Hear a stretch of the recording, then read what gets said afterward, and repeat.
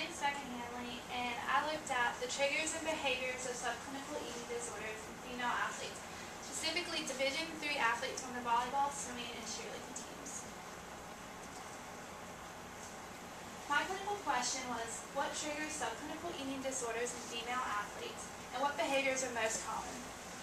This original research will help to give a better understanding of the dangers of subclinical eating disorders and how they can be prevented. I examined the different triggers and the most common behaviors, and the purpose of the study is also to show the prominence of unhealthy eating behaviors in collegiate female athletes.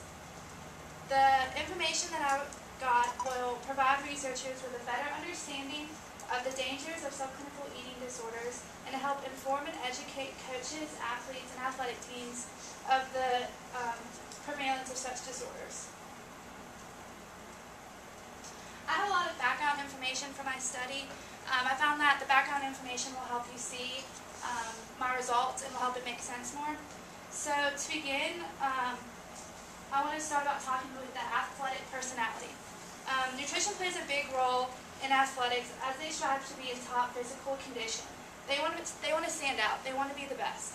And the competitive lifestyle of an athlete can drive them to participate in dangerous habits. The athletic personality is almost a textbook personality for an eating disorder. They are compulsive, they're driven, and they're self-motivated. The same personality traits that make them a successful athlete, also like intense focus, perfectionism, and persistence, also contribute to disordered eating patterns.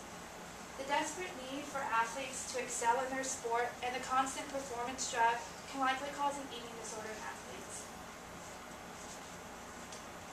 For my research, I focus on aesthetic sports. I found that these sports really put athletes at a risk for disordered eating. Aesthetic sports are considered an early entry sports where girls begin competition as young as 6 years old. In these sports, they grow up in a community that is quick to point out their flaws as their body changes and they grow up. Aesthetic sports are sports that are judged on their looks and how they perform either alone or with a team. Sports like this typically wear a revealing uniform in which sticking out in any way can be a problem.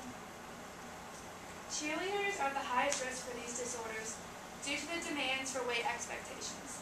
An example of this is between a flyer and a base. A base in cheerleading is the person that puts the flyer into the air. They need to have muscle, they need to be bigger, they need to be able to support a flyer. But for a cheerleader, they need to fit into the uniform. They need to fit into the standards of cheerleading. So this can cause a disordered eating habit because they need to be a certain way for their sport, but yet their sport needs them to be a certain way. Another part of cheerleading is a flyer. A flyer is the person that goes into the air. They need to be the lightest person on the team.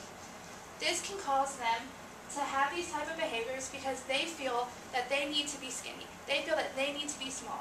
They feel that they need to be the smallest person on their team in order to be the best.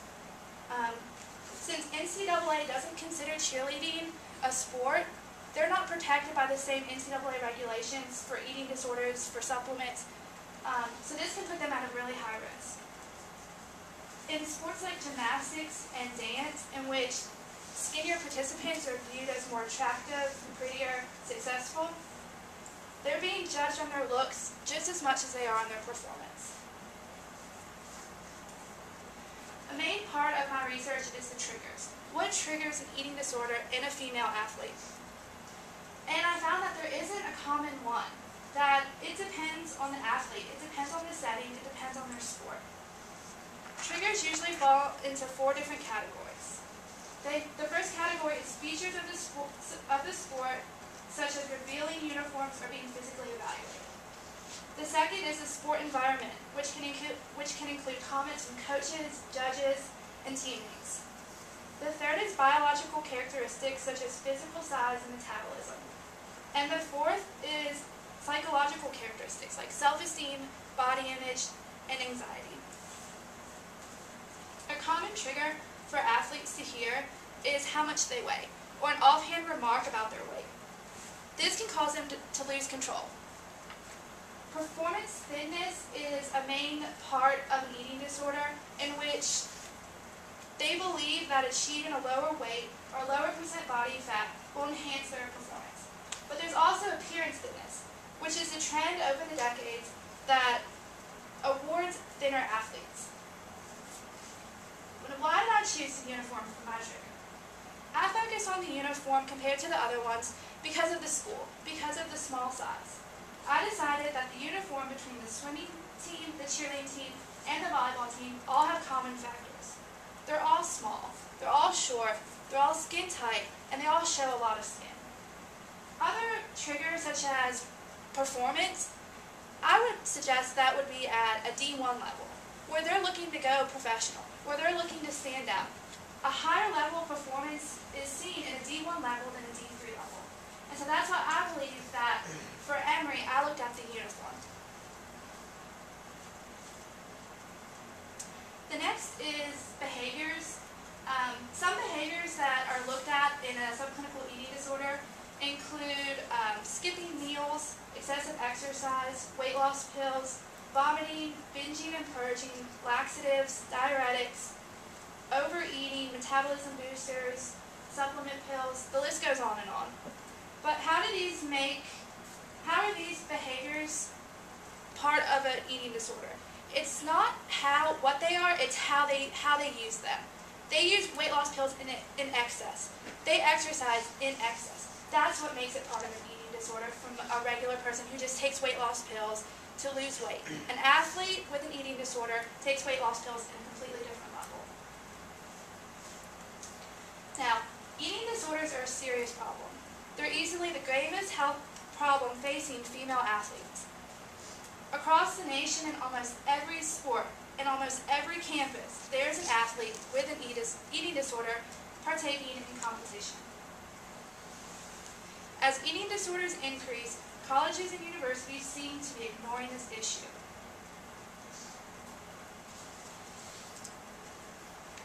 Next, I'm going to describe some parts of an eating disorder. The first thing I want to do is describe the difference between a clinical and subclinical eating disorder.